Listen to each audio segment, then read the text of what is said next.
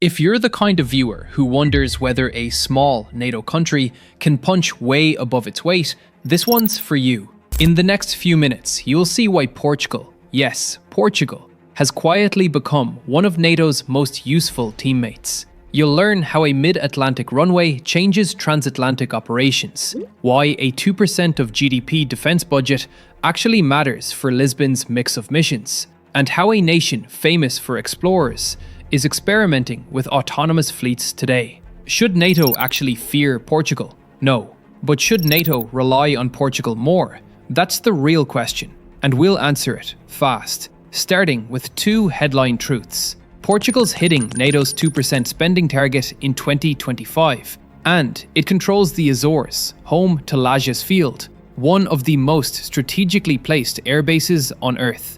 Lajes sits in the middle of the Atlantic, like a stepping stone between continents, a 3,314-meter runway that has long been a refuel, divert, and staging node for US and Allied airlift, fighters, and humanitarian flights. The US presence there is leaner than a decade ago, but the base remains a transatlantic hinge for NATO and partners. Think of it as the world's best in case of emergency break glass runway. Not glamorous, absolutely vital. Now the money. NATO's 2025 estimates show Portugal at the 2.00% mark, every for a government that had planned for 2029. More importantly, Lisbon's spending is increasingly aimed at real capabilities: transport, maritime patrol, cyber, and short-range air defense. The budget moved from keep the lights on to buy the things that move the needle, with an extra billion in 2025 pushed forward for equipment and people.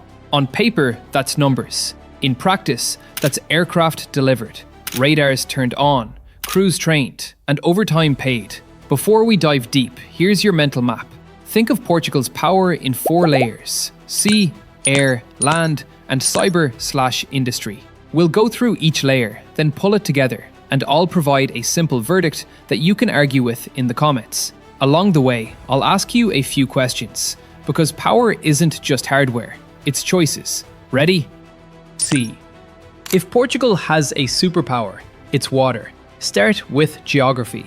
A 1.7 million square kilometre exclusive economic zone, third largest in the EU and among the biggest on Earth, plus a pending extended continental shelf claim that could push the country's jurisdiction out toward 4 million square kilometres. That's not just a map flex, it's patrols, fisheries enforcement, undersea cables, and maritime domain awareness over an oceanic backyard the size of a small continent. Plain English, enormous sea to watch, and that means the Navy's job is never peacetime only. On paper, the Portuguese Navy is modest. 5 frigates, the Bartolomeu Dias and Vasco da Gama classes, 2 Tridente-class AIP submarines, a growing OPV fleet, and auxiliaries. In practice, it's the network Portugal plugs into that makes those ships matter. The Navy hosts the REPMIS and Dynamic Messenger exercises off Troia and Sesimbra, NATO's premier robot-at-sea lab, where Allied subs, frigates, and swarms of unmanned systems experiment together. That's not a sideshow. It's how maritime warfare will be fought: distributed, attritable, and AI-assisted. Portugal didn't try to be a mini France. It chose to be NATO's Atlantic specialist. Here's a quick story. September 2025, the Portuguese submarine NRP Tridente operates alongside USS New Mexico during Dynamic Messenger/REP MUS. They test teaming with unmanned systems. Think a stealthy diesel-electric sub orchestrating robots to extend its reach. For a country with 2 submarines, that's how you multiply force without buying 10 more boats. Would you bet on boutique undersea excellence over raw numbers? That's Portugal's wager. Speaking of undersea excellence, Portugal's other boat, NRP Arpao, just did something headline-worthy: a 70-day NATO deployment into the Arctic, including under-ice operations. For a diesel-electric AIP submarine from Lisbon, that's like a marathon at altitude. Proof that the boats and crews are trained for serious Atlantic missions, not just coastguarding. On paper, 2 submarines. In practice, 2 very skilled scalpels. Surface fleet. The 5 frigates are capable, but aging, with midlife work and incremental upgrades keeping them relevant. Portugal has also doubled down on offshore patrol vessels, adding 6 more Viana do Castelo class units to police that giant EEZ. If you're imagining carrier task groups, wrong movie. If you're picturing persistent presence for fisheries control, SAR, and hybrid threats in the Atlantic, that's the plot, and OPVs are the right casting. Air.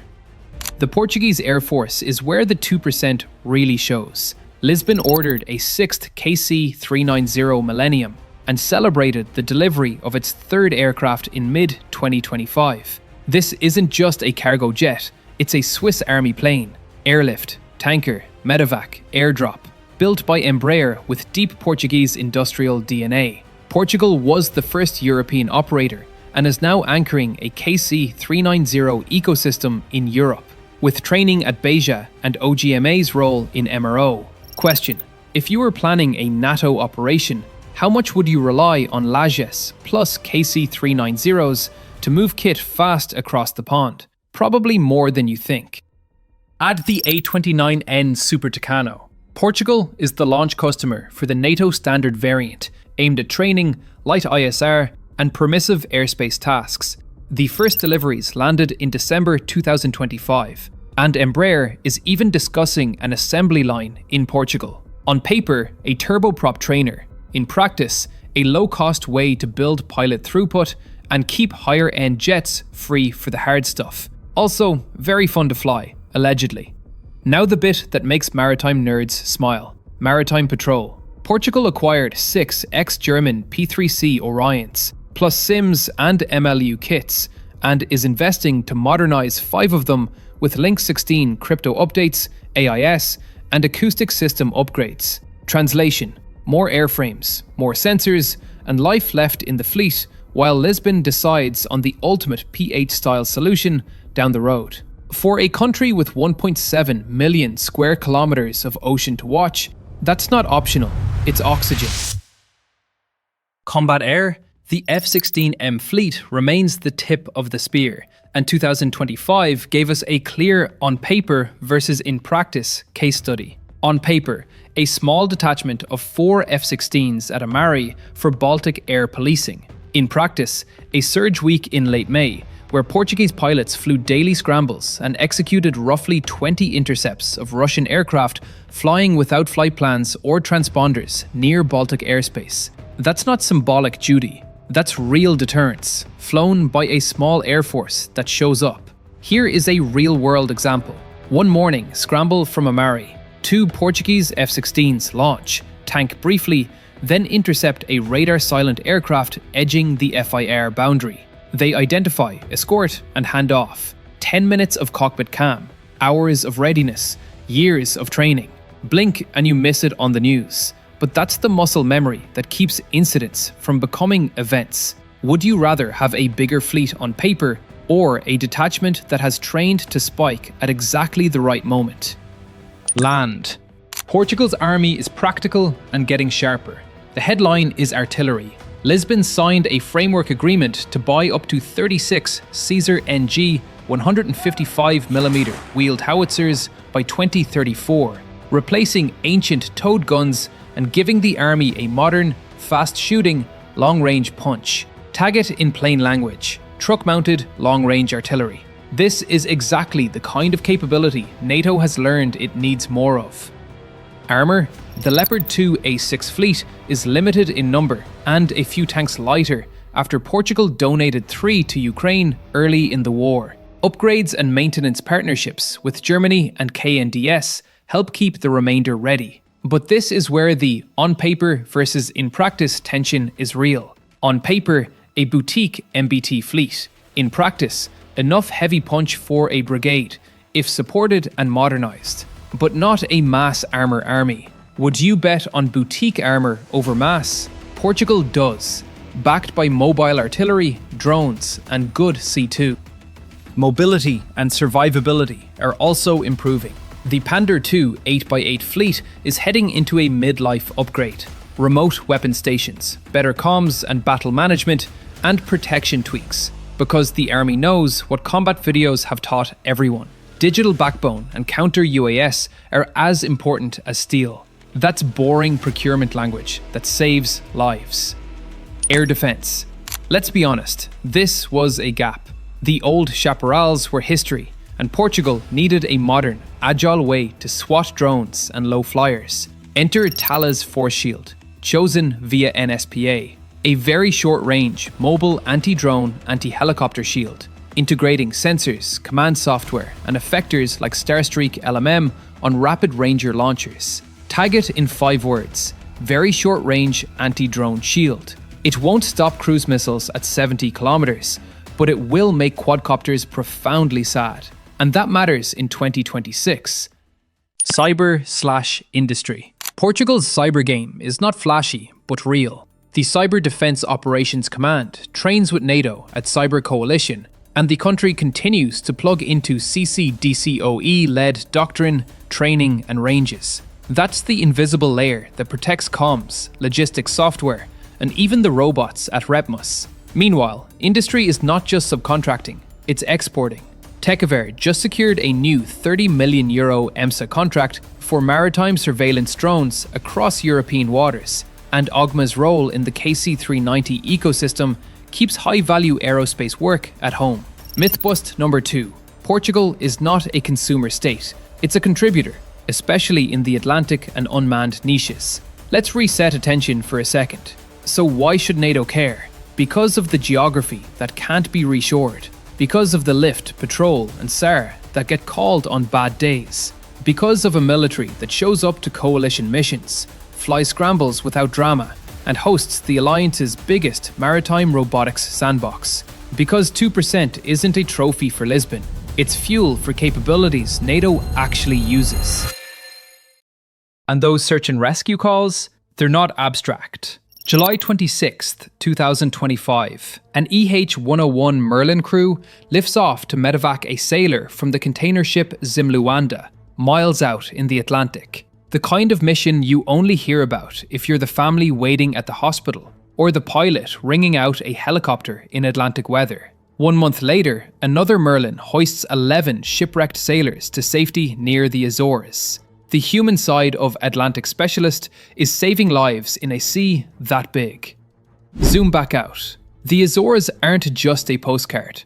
They're an operational concept. Lajes plus the Atlantic Centre in the islands gives NATO a place to teach, test and stage. Courses on maritime security, experimentation during Repmus, a runway that can catch anything from a C-17 to an airliner in distress. The Tom Brady of runways? Maybe. Here's the ultra-plain version. Mid-ocean gas station, workshop, and safe harbour for aircraft, owned by a reliable ally. Now, the on paper versus in practice. On paper, Portugal has only 2 submarines. In practice, those boats operate with AIP, train with USSNs, experiment with drones, and have proven under ice endurance. On paper, the frigates are old. In practice, incremental upgrades and OPV expansion keep presence where it matters, and replacements are on the strategic horizon. On paper, GBAD is thin. In practice, VESHRAD is being fielded now, while NATO's broader air defense web covers higher tiers. On paper, the army is small. In practice, it's rolling towards the SAR, modernized 8x8s, better C2, and a doctrine that prioritizes mobility and coalition plug-and-play. Let's talk constraints, fast, clear, and honest. 3 headline weaknesses you should remember. Air defense depth. Portugal is fixing the lowest rung with Force Shield, but medium-range coverage is still a coalition-level dependency. In plain terms, great at killing drones near the force, not built to stop cruise missiles on its own. Aging frigates. They work, but they're not new. Sustaining readiness while planning replacements is a tightrope, and the Atlantic won't get any smaller. Manpower. Like many allies, Portugal runs lean. The upside is efficiency, the downside is surge capacity. NATO's tables estimate around 25,000 active personnel. Fine for commitments, but every exercise and deployment is a juggling act. If you were planning a NATO operation, how much would you rely on Lajes? Enough to write it into the base plan? Would you bet on boutique undersea skills instead of a huge subfleet? In the Atlantic, yes, if you pair them with unmanned systems and allied air and surface cover. Would you trade a heavy armour division for a rapid artillery, mobility and airlift combo? In Portugal's mission set, that's the smarter buy. First, Portugal's EEZ is not a brag. It's a permanent to-do list that justifies OPVs, P3Cs and drones. Hence EMSA contracts for Takever and the country's role in EU maritime surveillance. Second, Repimus and Dynamic Messenger aren't flashy conferences. They are how NATO learns to fight distributed wars at sea, with Portugal as the host, referee, and one of the players. Those aren't symbolic roles, they're force design contributions. On a spectrum from symbolic to warfighting, Portugal sits in the enabler warrior band, closer to warfighting than most assume, because its best assets scale allies, airlift and refueling that move the team, maritime patrol that sees the field, submarines and exercises that shape tomorrow's tactics, and a mid-ocean airbase that keeps the transatlantic bridge open in good weather and bad. In plain English, Portugal won't fight a major war alone, but you definitely want Portugal on your side when you do. So how insanely powerful is Portugal's military in 2026? Powerful in the ways coalitions actually use. It's not a top 5 spender, it's a top tier multiplier. You measure that not by tank brigades, but by sorties supported, ships guided, seas surveilled, and scrambles flown. And by people who spend a week in May chasing plots on a Baltic radar, then turn around and fly a night medevac in Atlantic weather in July. If you've watched this far, here's the question I want you to answer in the comments. Which small NATO military should we profile next? And do you think boutique specialization, like Portugal's Atlantic play, is the smarter model for allies under 50,000 troops? Also, tell me this, if you were sketching a NATO op plan tomorrow, where would you put Lajes on your whiteboard? Center or margin? Portugal doesn't need to be a superpower to change how superpowers fight. It just needs to keep doing the unglamorous things that make coalitions unstoppable. Keep the runway open, the tankers loaded, the patrol planes scanning, the subs sneaky, and the robots learning. That's network power. That's Portugal in 2026.